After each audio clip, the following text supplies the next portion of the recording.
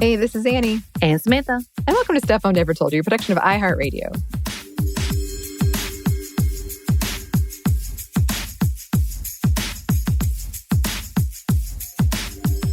Before we start our Monday Mini, just want to go ahead and put a content warning, trigger warning here. We're not going in depth about specific incidents, but we are going to go back into the hashtag #MeToo stuff, specifically with the brewery industry. So, and of course, we've got stories. I know everyone has stories, but just in case this is not something you want to hear about now, go ahead and put this here. May not be the most wonderful thing to listen to around children. So that too. But like I said, we're not going to go into too depth about the incidents. But yeah, just so you are warned, audience. Okay, Anney, so I do have a question for you for this Monday Mini. Do you remember the first time anyone ever hit on you or made a sexist comment to you? That is a very good question. I think it must go at least to middle school. Right. Yeah.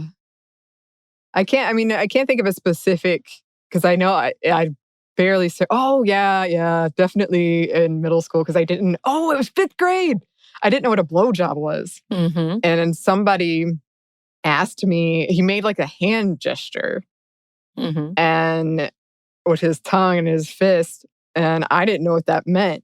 But I realized immediately that at least among my classmates, it would be very uncool to admit I didn't know what that was. Right. So I just kind of went along with it and then acted as though like I was too cool for their nonsense.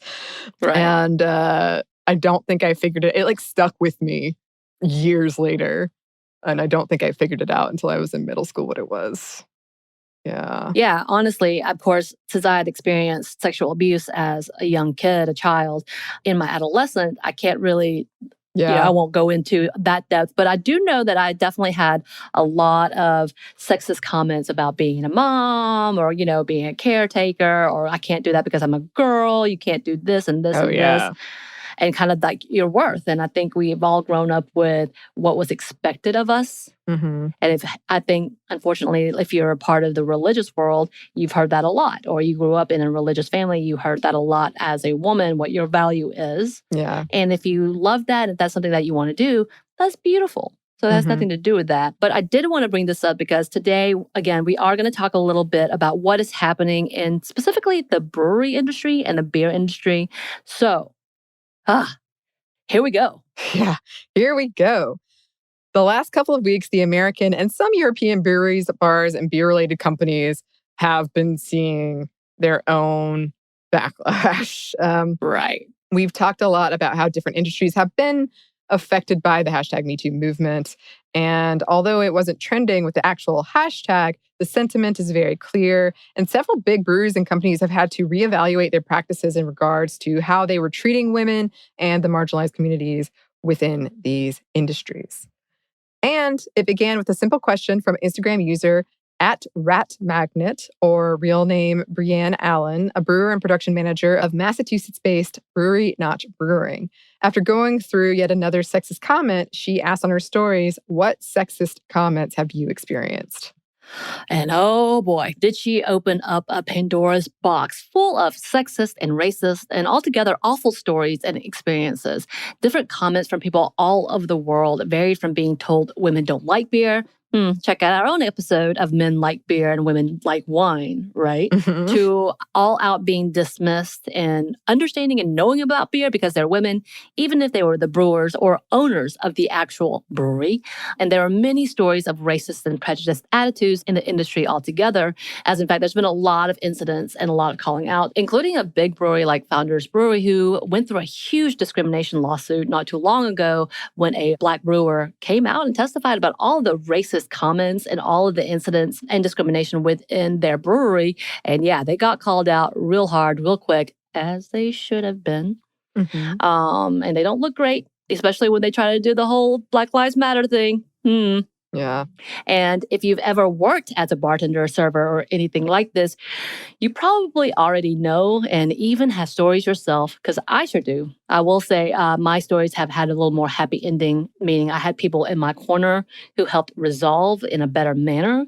But it's not news to most of us, if any of us, that the beer industry does have a diversity problem. And though it was once something women did, hello, and yes, was associated with witchcraft, it has become a culture of the good old boys club and has been that way for a while now, with the many fact that there's not a lot of repercussions that have happened when it comes to these types of industries. Again, a lot of this big conversation is who believes whom and who's calling out whom. And also the fact of the matter is that it's expected. So people don't do things. Yeah. So don't help in making change. Yeah. And that's something I want to come back and talk about in Unhappy Hour, because I frequently look back and feel very sad for how I reacted as a young, especially in college, when I was like almost flattered that I was being harassed. And Right. I remember one of the first times I went to a bar and some guy just like grabbed my ass, like full on, kind of hurt. And then this other guy I was with, like, went to get into a fight with him. And so I just felt in that moment like, okay, I'm just an object here in this whole thing. Right. Like, and it's just Right. I was like, well, maybe it means I have a nice ass. And I hate Right. that I thought that. Right. No, I'm the same way. I definitely had an incident at my brewery where I got slapped on the butt by a guy who was helping. Like, he was a vendor there. So I think he was slinging food essentially. And he did this at the end of the night. I was like, what just happened? And when I came and said something to my coworkers, and my face was in shock, because I was like, first of all, I don't have a butt. I'm pretty flat back there, so I'm confused. So, of course, I had to make a joke about it because that's my Sure. defensiveness. Right. And then, secondly, everybody was kind of shocked in the sense of, like, one other girl was like, but he was hitting on me. So it was that level. Yeah. Yeah. So it wasn't this whole thing. And, of course, thinking back on it, I was like, why did I even allow that to happen? And I had another incident where I went to an event at a brewery. This really drunk dude just kept touching me. Like, I didn't even know him. I didn't talk to him. He was just standing beside me, to the point that my friends who was with me was like, do you want me to do something? Yeah. Hey, and actually like pushed him away. And I tried to stop it because I didn't want there to be an incident, even though it absolutely should be an incident. Right. Yeah. It's just so many things. They are. Yeah. So back to these comments, most of them started out as instances of microaggression, comments about how women don't drink beer, don't understand beer. The stories quickly turned to examples of, deeply disturbing nature of harassment and violence that occurs more often than people like to admit within the industry. According to one survey, as of 2017, at least 6 million women work and serve in the service industry specific to restaurants, and more than 60% have reported experiencing some type of sexual violence while on the job. And in fact, 2/5 of all federal sexual harassment complaints come from the restaurant service industry alone. And again, this is 4 years ago, and these are the instances that were actually reported. If you have had the chance or even the will to read these stories, you know that a chunk of the incidents were not reported due to being intimidated or feeling pushed out or being pushed out. Right. Yeah. And as we've talked about quite a lot, we know there are very rare cases of false reporting, just to put this as a reminder, with the fact that it's only 2 to 10% of all reported cases that are false. And with that likelihood that there are at least 63% of those incidents that are never reported when it comes to sexual assault and harassment. So those are really big numbers that we have to consider. And when we're talking about the service industry, when we're talking about the job, when we're talking about this whole level of supervisor versus employee and who has the right to what. And why are there so many stories pouring out? Well, much like the hashtag #MeToo, people like Brienne are finally validating the experiences for what they are. These horrendous acts on people who deserve to work in a safe space, but are denied and therefore ultimately shunned, and now have finally gotten the opportunity to talk about it. Yeah. And it has gone absolutely viral. She went from over 2,000 followers to now over 57,000 followers, and stories and incidents have continued to pour in, as well as some action. Many organizations around the country have brought out many women together in a call of unity and awareness.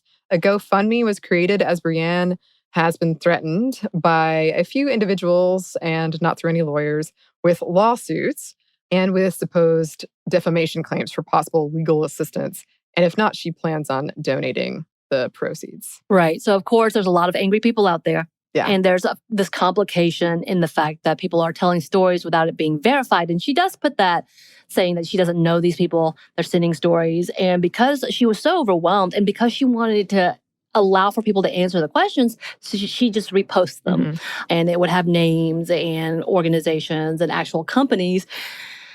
Can't say I feel bad for that. Of course, there were several overlapping stories and a lot of, yep, I saw that, yep, I can validate that, yep. And it was, I think, this whole level of finally being able to be honest and finally being heard and believed, which, you know, still problematic because there are people out there who want to troll.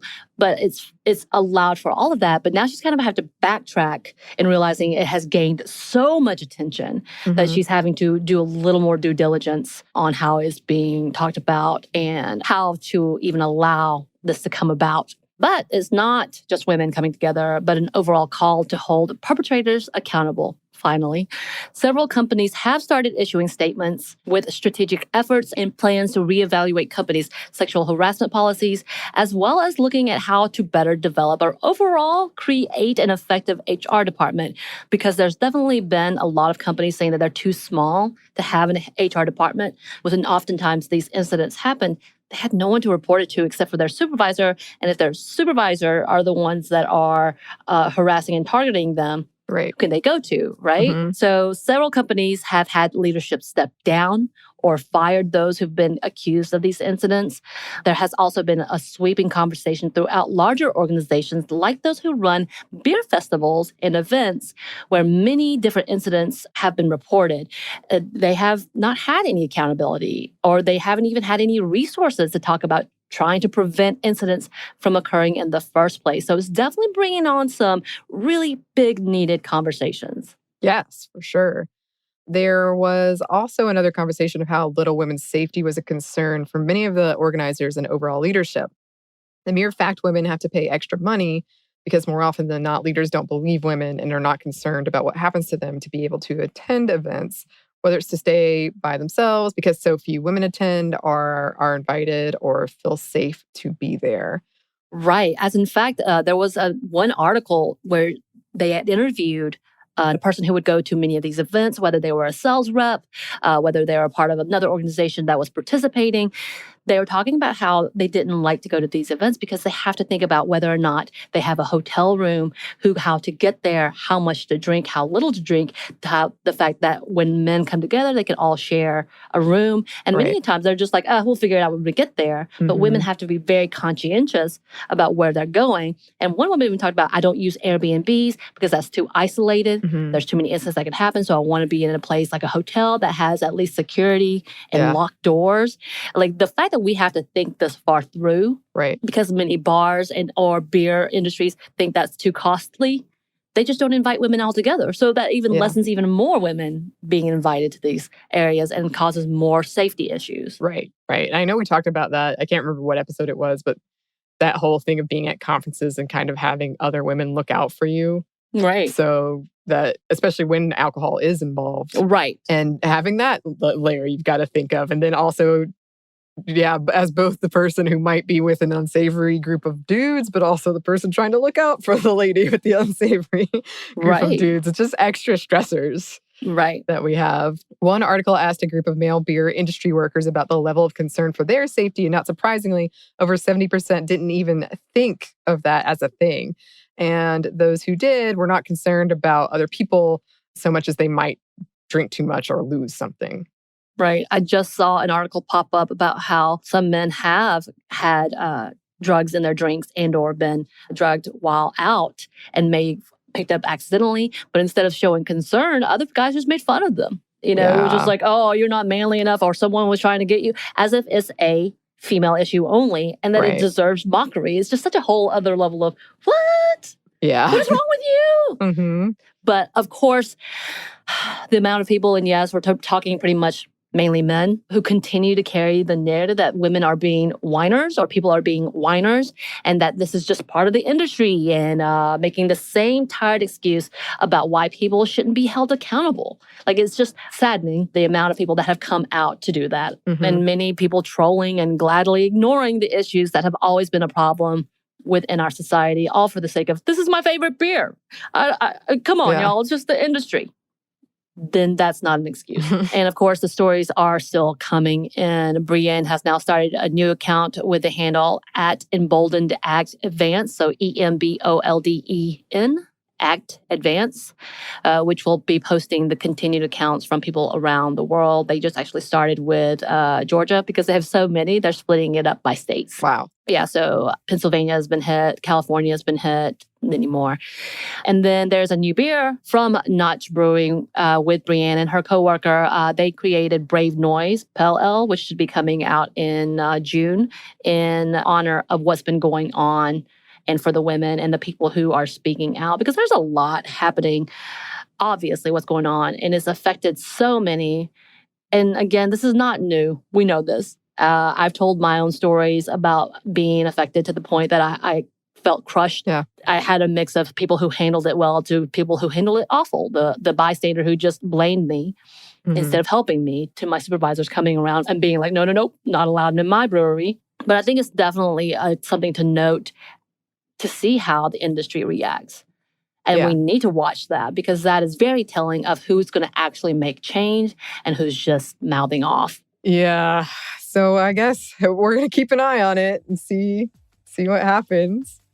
In the meantime, listeners, if you have any stories or experiences you would like to share with us, you can email us at stuffmediamomstuff@iheartmedia.com. You can find us on Twitter at momstuffpodcast or on Instagram at Stuff Mom Never Told You. Thanks as always to our super producer, Christina. Thank you. And thanks to you for listening. Stuff Mom Never Told You is a production of iHeartRadio. For more podcasts from iHeartRadio, visit the iHeartRadio app, Apple Podcasts, or wherever you listen to your favorite shows.